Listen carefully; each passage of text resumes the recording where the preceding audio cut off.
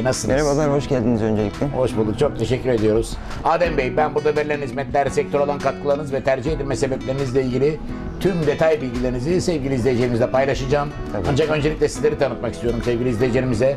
Adem Çelik kimdir ve sektöre girişiniz ne zaman ve nasıl başladı efendim? Kimdir? Adem Çelik, 1986 Ağrı doğumluyum. Turizm Meslek Lisesi mezunuyum. Aynı zamanda gastronomi okudum. Şu anda Şömine Steak House'da mutfak şefiyim. Ve işe başladığınız tarihe baktığımızda geçmişte Geçmiş, evet, 95 yılında 95 yılından günümüze de bu sektörde hizmet verdiğinizi söyleyebiliyoruz. Evet, yaklaşık 20 seneyi aşkın süredir bu sektörün içindeyim. Harika. Şimdi şöminede verilen hizmetlere yine geçmeden önce biraz konumla ilgili de bilgiler verelim sevgili izleyicilerimize. Toplam kaç metrekarelik bir alanda bu hizmeti Toplam yürütmekteyiz? 2000 metrekare, 500 metre kapalı alan, 1500 metrekare açık alana sahibiz.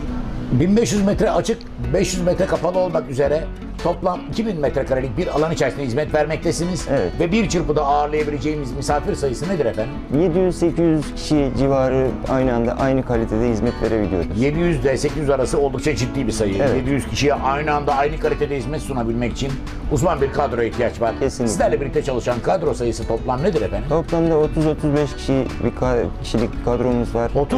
30-35 arası profesyonel, uzun yıllar bu sektörde hizmet vermiş bir ekiple çalışmaktasınız. Evet. Size gelen değerli konuklarınız ağırlıklı olarak nerelerden gelmekte? Bu hizmet nerelere kadar ulaşabiliyor efendim? Silivri'nin tamamı ve çevre il ve ilçelerden bizi tercih ediyorlar genelde misafirler. Sadece Silivri ve çevreyle sınırlı değil, Türkiye'nin Değil, birçok tabii, noktasından birçok da zaman noktasından. zaman gelen konuklarınız var. Sabah kahvaltılarımız var. Gün içinde değişik böyle menüler hazırlıyoruz. Gelen misafirlerimize beach menüsü hazırladık. Yaza özel.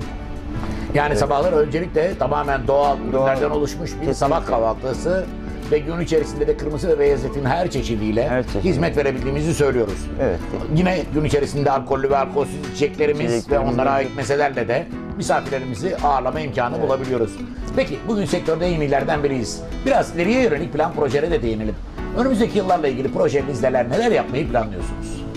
İleriye yönelik daha çok misafirlerimize en iyi şekilde daha çok büyük kitleye hizmet etmek, en iyi şekilde hizmet etmek, daha çok bünyemizde profesyonel insanlar çalıştırmak, barındırmak, Türkiye'nin çeşitli yerlerinde şubeleşmek. Neden şubeler olmasın? açmak. Daha şu anda bile size özellikle bununla ilgili franchising talepleri var. Bunlar Var, değerlendiriliyor. kesinlikle. Neden olmasın? Markamızın Türkiye'nin birçok noktasında görüldüğü, aynı lezzetin, aynı damak tadının ve aynı kalitenin Türkiye'nin 81 ilinde sunulabildiği günleri de görmekten biz keyif duyacağız.